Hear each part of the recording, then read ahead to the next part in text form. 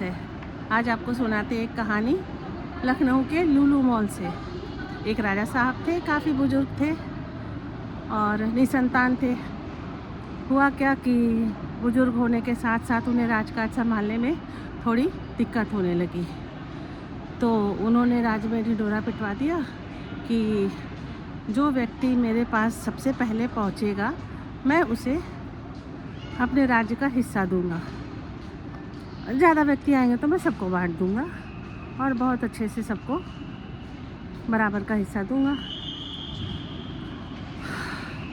अब जो प्रधानमंत्री थे उनके नाराज़ होने लगे कि राजा साहब आपने ये क्या कर दिया, ऐसा तो नहीं करना चाहिए, आपका राज्य टुकड़े टुकड़े हो जाएगा। राजा साहब ने कहा कि देखते चलो, कहीं ना कहीं हम आपको इसका रिज़ल्ट अच्छा देंगे।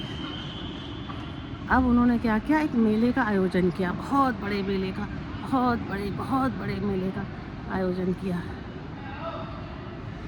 और बहुत सारे वहाँ पे खाने पीने के आइटम, बहुत तरह तरह के गेम्स और ड्रिंक करने के लिए कहना चाहिए कि गलत चीज़ें भी रखवाई, ताकि देखें वहाँ कैसे लोग रिएक्ट करते हैं। अब क्या हुआ कि बहुत सारे लोग जैसे सुने राज्य में आने लगे फटाफट उनके यहाँ, और जैसे ही आते मेले में देखते सारी चीज़ें, कोई खाने में अटक जाता, कोई पीने में अटक जाता, कोई डांस देखने लगता, कोई गेम में उलझ जाता। पर एक था जो बिना किसी चीज़ से उलझे सीधे भागते राजमहल की ओर जा रहा था राजा साहब से मिलने, क्योंकि समय के अंदर मिलना था।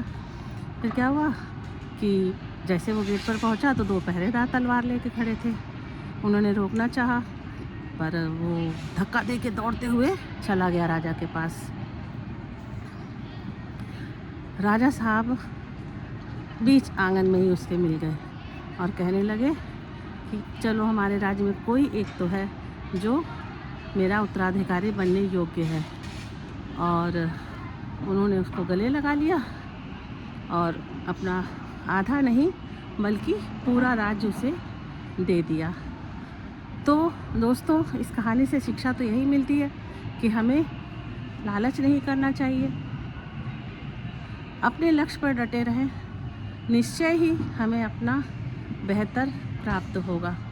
कैसे भी, कभी भी, कहीं भी लालच ना करें, अपना कार्य ईमानदारी से करें, आपको अच्छे ही परिणाम मिलेंगे। जैसे कि उस व्यक्ति को राजमहल मिल गया, राज्य का उत्तराधिकार मिल गया, है ना। तो इस मॉल से कैसी लगी कहानी हमें ज़रूर बताएं। नमस्कार।